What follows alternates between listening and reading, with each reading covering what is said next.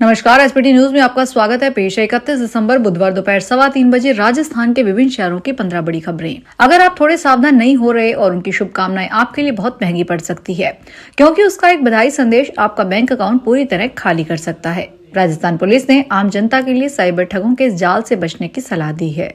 उन्होंने share post में बताया कि साइबर अपराधियों ने व्हाट्सएप और सोशल मीडिया के जरिए न्यू ईयर गिफ्ट के नाम से संदेश भेजे का ऐसा प्यारा जाल बनाया है जिसमें आप बिना फंसे नहीं रह पाएंगे। वे नए साल के संदेशों को लेकर व्हाट्सएप पर फाइल भेज रहे हैं। जैसे ही कोई यूजर इन फाइल्स को अपने मोबाइल में डाउनलोड या इंस्टॉल करता है, उनके फोन में एक मैलवेयर चला जाता है जो उन्हें आपकी सारी निजी जानकारी, कॉन्टैक्ट्स और बैंकिंग आदि जानकारी मीलों दूर बैठे हैकर्स तक पहुंचा देती है। हिमाचल प्रदेश के लाहौल स्पीति जिले के अधिक ऊंची चोटियों पर हल्की बर्फबारी हुई। जिले के ऊंचे क्षेत्रों में बर्फ के फाहे देख किसानों, बागवानों के साथ साथ पर्यटकों के चेहरे भी खिल उठे। मौसम विज्ञान केंद्र शिमला ने आज और कल भी ऊंचे पहाड़ों पर अच्छी बर्फबारी का पूर्वानुमान लगाया है। चंबा, कांगड़ा, कुल्लू, किन्नौर और लाहौल स्पीति की सबसे अधिक ऊंची चोटियों पर अगले 72 घंटे तक बर्फबारी का पूर्वानुमान है। अगले 2 से 3 दिनों के दौरान लाहौल स्पीति के कई भागों में तापमान में -10 डिग्री तक गिर सकता है। राजस्थान में 502 स्कूलों की बिल्डिंग जर्जर है। इसमें से 212 स्कूलों के भवन इतने जर्जर हैं कि बच्चों के लिए बिल्कुल सुरक्षित नहीं है।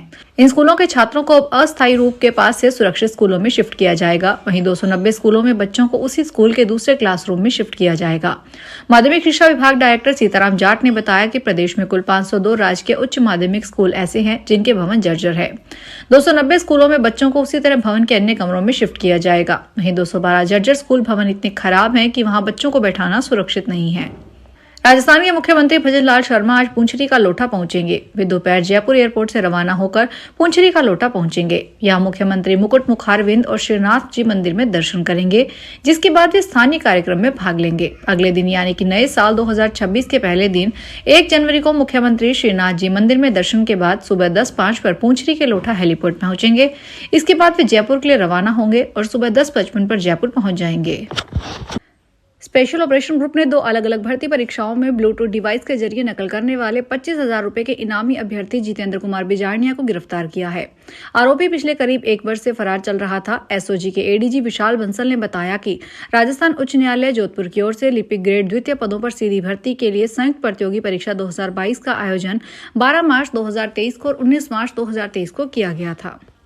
नए साल 2026 में रेलवे जोधपुर मंडल के माध्यम से भगत की कोठी रेलवे स्टेशन पर अत्याधुनिक वंदे भारत मेंटेनेंस डिपो की सौगात देने जा रहा है।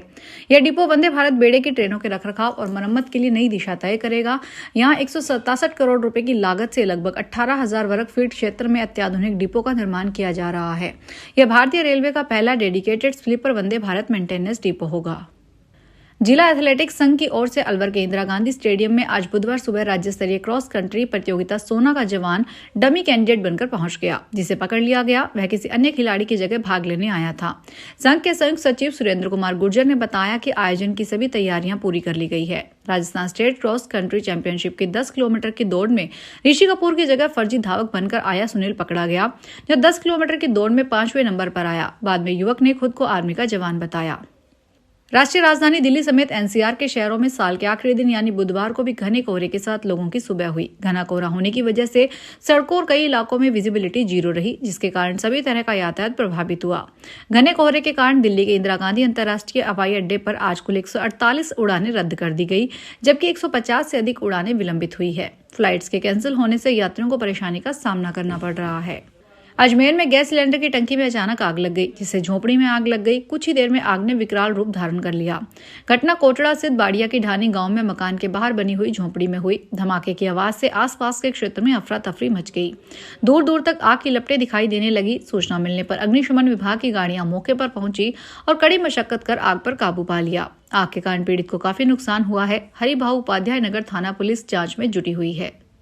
डीडवाना पुलिस ने नववर्ष 2026 के स्वागत के लिए एक अनूठी पहल की है। पुलिस प्रशासन ने आम जन से अपील की है कि वे नए साल का स्वागत शराब या किसी भी प्रकार की नशे के बजाय स्वास्थ्यवर्धक दूध के साथ करें। इस उद्देश्य को लेकर डीडवाना पुलिस एक विशेष आयोजन कर रही है। डीडवाना थानाधिकारी राजेंद्र सिंह कमांडो ने जानकारी देते हुए बताया कि नगर परिषद के सामने आज शाम 6 बजे मिल्क पॉइंट स्थापित किया जाएगा। इस मिल्क पॉइंट पर कड़ाके की ठंड को देखते हुए नागरिकों और युवाओं को गर्म केसर बादाम युक्त दूध निःशुल्क पिलाया जाएगा। राजस्थान सरकार के सामाजिक न्याय और अधिकारिता विभाग ने सामाजिक सुरक्षा पेंशन योजना के लाभार्थियों के लिए वार्षिक सत्यापन की आज अंतिम तिथि 31 दिसंबर 2025 निर्धारित की है।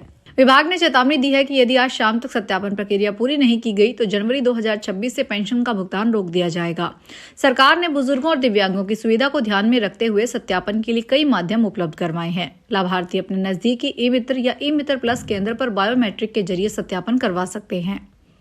बीकानेर में पिछले साल की तुलना में इस साल ज्यादा पर्यटक आए हैं। इस साल करीब 3.25 लाख से अधिक देशी और विदेशी पर्यटक बीकानेर पहुंचे, जो पिछले साल की तुलना में काफी अधिक है। 2024 जहां 2,59,960 में देशी पर्यटक आए और विदेशी पर्यटक 38,493 आए हैं, वहीं इस साल 3 लाख से अधिक तो देशी पर्यटक आए हैं और वहीं 38,000 से अधिक विदेशी पर्यटक आए हैं। ऐसे में बीकानेर में हर साल देशी और विदेशी पर्यटकों की संख्या बढ़ रही है। सोशल मीडिया और ऑनलाइन प्लेटफॉर्म्स पर फैल रहे अश्लील, आपत्तिजनक और गैर कानूनी कंटेंट को लेकर केंद्र सरकार ने कड़ा कदम उठाया है। इलेक्ट्रॉनिक्स और सूचना प्रौद्योगिकी मंत्रालय ने सोशल मीडिया कंपनियों और ऑनलाइन इंटरमीडिएटरीज को स्पष्ट निर्देश दिया गया है कि वे ऐसे कंटेंट के खिलाफ तुरंत और प्रभावी कार्रवाई करें। सरकार ने चेतावनी दी है कि लापरवाही बरतने पर कानूनी कार्रवाई और मुकदमे का सामना करना पड़ सकता है। नए साल से पहले सिद्धपीठ मेहंदीपुर धाम में साल 2025 के अंतिम दिन बड़ी संख्या में श्रद्धालु पहुंचे। देश के विभिन्न हिस्सों से श्रद्धालुओं का आगमन हो रहा है। आरती के समय सुबह मंदिर परिसर श्रद्धालुओं से भरा नजर आया। यातायात को सुचारू रखने के लिए अतिरिक्त पुलिस जाब्ता भी लगाया गया। उदयपुरा तिराहे से Toda Bhim road post office तक मंदिर के सामने के पूरे परिसर में पैर रखने तक की जगह नहीं बची। आरती के बाद श्रद्धालुओं ने कतारबद्ध होकर दर्शन किए। लंबी कतारें लगी रही और श्रद्धालु धैर्यपूर्वक अपनी बारी का इंतजार करते रहे। देश भर में साइबर फ्रॉड के मामले तेजी से बढ़ रहे हैं और ठग अक्सर बुजुर्ग लोगों को अपना निशाना बना रहे हैं। ऐसा ही एक चौंकाने वाला मामला उत्तर प्रदेश के प्रयागराज जिले में सामने आया है, जहां साइबर ठगों ने एक बुजुर्ग महिला को डिजिटल अरेस्ट कर करोड़ों रुपए ठगने की कोशिश की है। हालांकि बैंक अधिकारियों की सतर्कता से महिला की जीवन भर की कमाई बच गई है। प्रयागराज की सिविल लाइन स्थित पंजाब नेशनल बैंक शाखा में बुजुर्ग महिला चंचल श्रीवास्तव पहुंची। उन्होंने अपने बैंक स्टाफ से कहा कि उन्हें 1,20,00,000 रुपए किसी दूसरे खाते में ट्रांसफर करवाने हैं। इतनी बड़ी रकम देखकर फ्रंट ऑफिस कर्मचारियों को शक हुआ और उन्होंने तुरंत शाखा के चीफ मैनेजर विपिन कुमार को सूचना दी। बैंक प्रबंधन ने तुरंत साइबर क्राइम थाना पुलिस को सूचना दी।